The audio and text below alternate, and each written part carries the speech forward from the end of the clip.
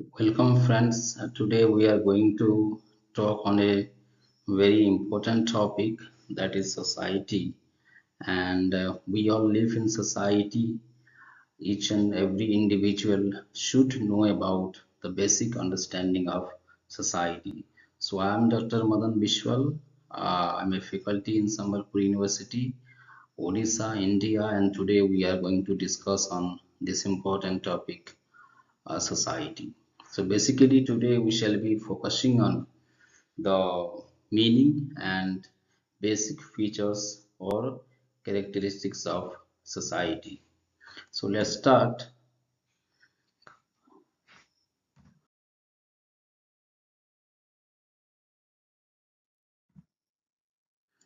The term society has been derived from the Latin word socius, which means companionship or friendship. So, if we look at the basic origin of the word society, it is derived from the Latin word, and the basic meaning of it is friendship or companionship. So it indicates that man by nature is always lives in the company of other people. So he needs society for his living, working, and enjoying. In other words, we can say that without society, one cannot advance in his life, and it is impossible for any individual in the society to have his fullest expression of his personality without society. So we live in society and we try to have our fullest expression of our personality only within the society.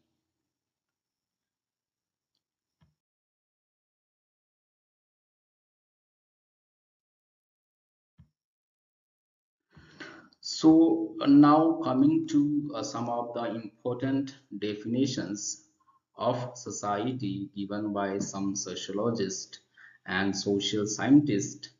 First of all, let us try to understand the definition given by MacIver.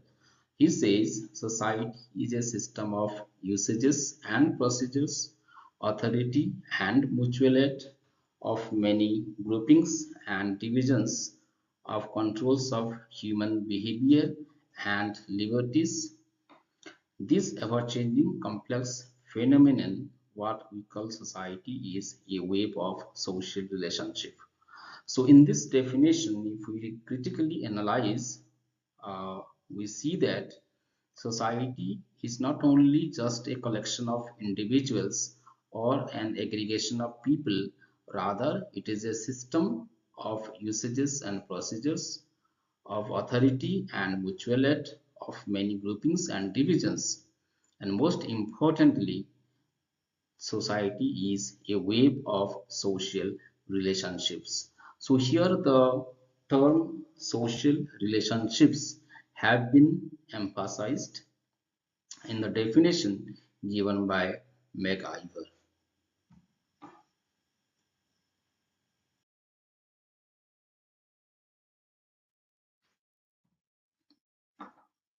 Let us look at another definition given by C.H. Cooley. Society is a complex of forms and process, each of which is living and growing by interaction with the others, the whole being so unified that what takes place in one part affects all the rest. It means that society is an interconnected and interdependent system. It is a complex forms and process, each of which is living and growing by interaction with others. And everything in the society, if you talk about procedures, systems, all are so unified, everything is so interconnected that what happens in one part of the society affect the rest of the society. So each and every institutions, organizations, systems are interconnected in society, and if anything happens in any part of the society, then it also affect the rest of the society.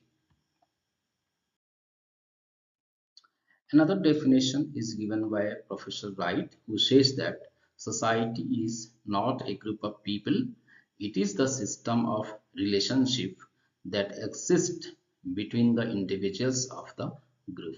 It means that when in common terminology, people understand society to be a combination of people or a collection of people in the true sense. When we talk about society, society is not just a collection of individuals, rather the most important component of society is the social relationship. It's a system of relationship that exists between the individuals of the group, which is called as society. So now, uh, coming to the important characteristics or features of society, we can discuss that. First of all, mutual interaction and mutual awareness. It means society involves mutual awareness. The first condition for calling a set of individuals as a society is the awareness among the people about each other. That means they should be aware about one another, and it is only when individuals are aware about the presence of others they can form a social relationship. So any two individuals or objects are said to be in relation with each other only when there is mutual interaction and when the actions of one affect the other. Thus, in a society, individuals are affected by the ways in which others behave. So, the next uh, characteristics of society is values and norms. It means that every society has values and norms that guide the social relationship. In the previous slide, when we were discussing definition of society, we were giving much more importance on social relationship. And this social relationship is guided by values and norms that exist in the society. So every individual has a specific role assigned to him or her by the society. The performance of these roles is guided by the values and norms of the society, and these values are taught to the individuals through the process of socialization, and it becomes part of the personality of the individual. The next one is likeness. Of course, uh, likeness is an essential prerequisite of society, and the sense of likeness was focused in early society on kinship, that is, the blood relation. But in the modern societies, the condition of social likeness have broadened out in the principle of nationality of one world. So we can say that the likeness is one of the most important features of society. There exists likeness among the individuals who live in a society. Society also implies differences. The sense of likeness does not exclude diversity.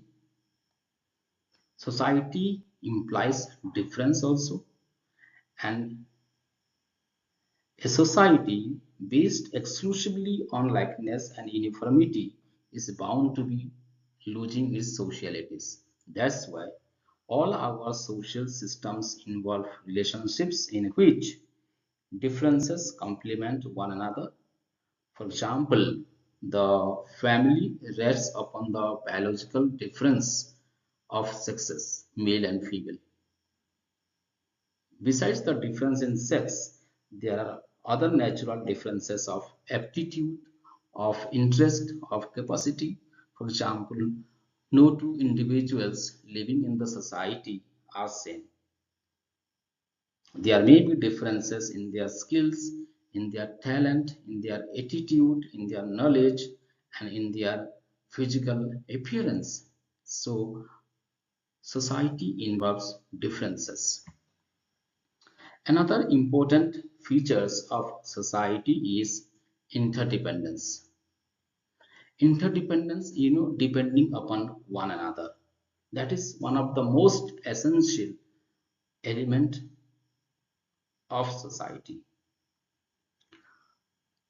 Starting from family, starting from peer groups, or we can say in any organization or in any institution, there is interdependence.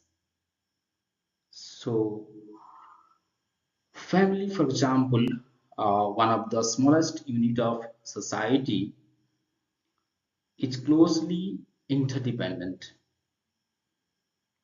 For example, I was talking about interdependence of sexes. That means interdependence between male and female, interdependence between the neighborhoods, interdependence among the peer groups. There are interdependence among different organizations that exist in the society.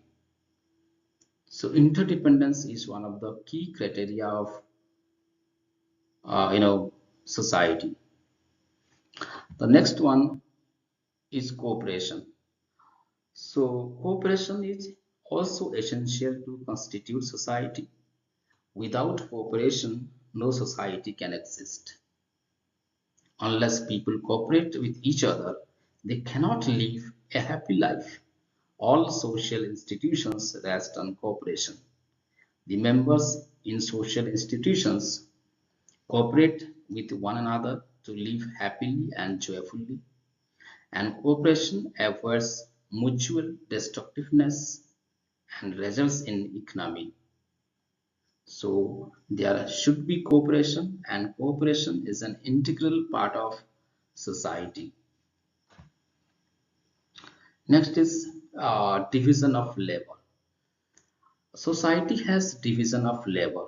If you look at the basic functioning of society, there is division of labor starting from our family to the broader community to the society. Everywhere there is division of labor because one individual cannot perform all functions required to maintain a society, and the work has to be divided among the members.